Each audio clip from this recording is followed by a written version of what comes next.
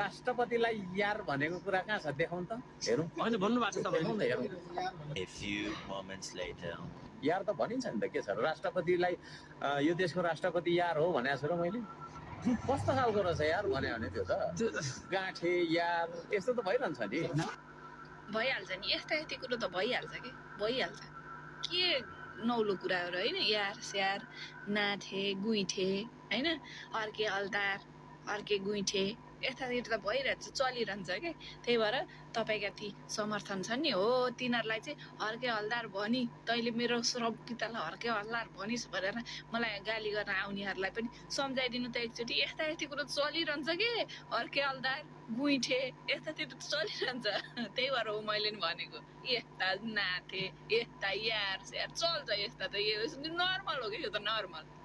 तपाईँको समर्थनलाई नि सम्झाइदिनु त ल सम्झाइदिनु पर्यो साह्रै हाम्रो श्रम पितालाई हेपी ऊ त्यस्तो तुच्छ बोली बोली भन्छन् कि मलाई अनि यस्ता बोली त चलिहाल्छ नि है सम्झाइदिनु त तपाईँको हलीहरूलाई